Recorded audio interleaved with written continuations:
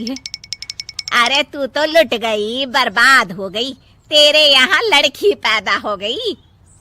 अरे तू ऐसा क्यों कह रही है, मैं तो बहुत खुश हूँ। अरे जब तेरी पोती के पीछे तुझे खर्चे पर खर्चे करने पड़ेंगे ना, तब ये तेरी सारी खुशी गम में बदल जाएगी।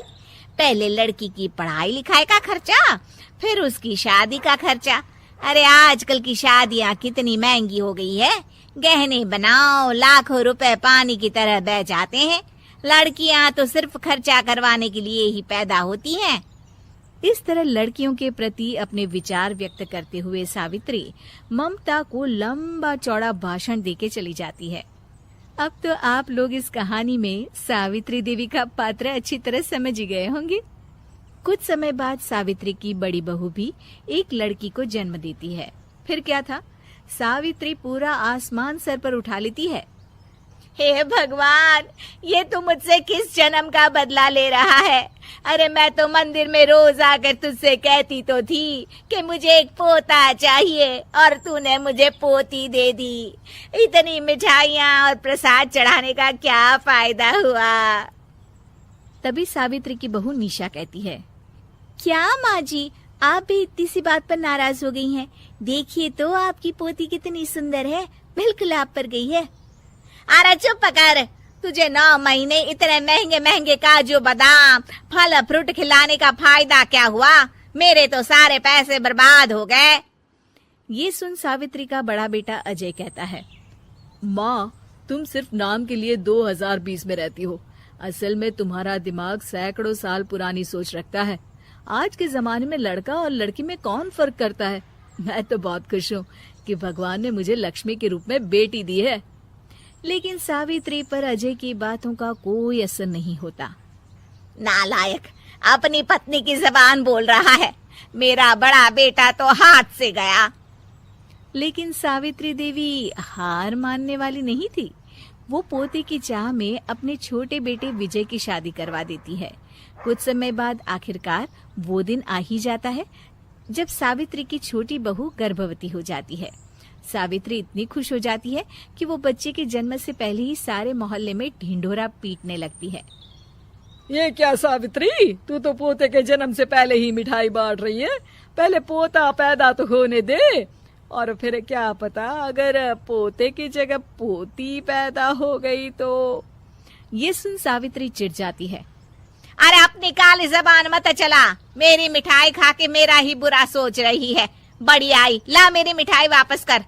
देख लेना, इस बार मेरे यहाँ पोता पैदा होगा, पोता। लेकिन ठीक इसका उल्टा होता है। सावित्री की छोटी बहू भी एक लड़की को जन्म देती है। सावित्री फिर से रोना धोना शुरू कर देती है और अपनी छोटी बहू को कोसते हुए भला बुरा कहने लगती है। देखते ही देखते ये सावित्री की रोज की आदत हो जाती है। एक दिन उसकी इस आदत से परेशान होकर विजय अपने भाई अजय से कहता है, भैया माँ खुद एक औरत होकर हमारी बेटियों को पसंद नहीं करती, उल्टा उन्हें रोज कोसती रहती है। मुझे माँ की यह आदत बिल्कुल पसंद नहीं आती। अरे तू ठीक कहता है, मैं भी अब माँ से तंग आ गया हूँ। अच्छा, तो अब तुम दोनों इस तरह पीठ पीछे मेरी बुराई भी करने लग गए हो? नहीं माँ, हम चाहते हैं कि घर में शांति बनी रहे। हमें हमारी बेटियाँ बहुत प्यारी है। मैं नहीं चाहता कि वह तुम्हारे ताने सुन सुन कर बड़ी हो, और इसीलिए हम दोनों ये घर छोड़कर चले जाएंगे। हाँ माँ, मैं भैया की बात से सहमत हूँ। जब तुम इस घर में अकेली रहोगी तब तुम्हें अपनों की कीमत का एहसास होगा। अपने दोनों बेटों के मुंह से अपनी माँ के लिए इतने कठोर शब्द सुन सावित्री भावुक और रुआंसी होकर कहती है, क्या सच में तुम दोनों मुझे इस घर में अकेली छोड़कर चले जाओगे? हाँ माँ। हाँ माँ, अब पानी सर के ऊपर जा चुका है। मैं तुम दोनों के बिना नहीं रह सकती। अपनी सास के आंसू देख अजय और विजय की पत्नी अपने पतियों से लड़ पड़ती है। अरे जिसे जाना है वो जाए, मैं माँ जी को छोड़कर कहीं नहीं जाने वाली। भाभी, आप ये क्या कह रही हैं? वही जो तुम सुन रहे हो, दीदी बिल्कुल सही कह रही है। हम बेटियों के संस्कार हमें सिखाते हैं कि सास माँ समान नहीं बल्कि माँ ही होती है, और उस माँ की जिंदगी भर सेवा की जाती है। बेटे अपना फर्ज भूल सकते हैं, लेकिन बेटियां नहीं। आप दोनों शौक से जा सकते हैं।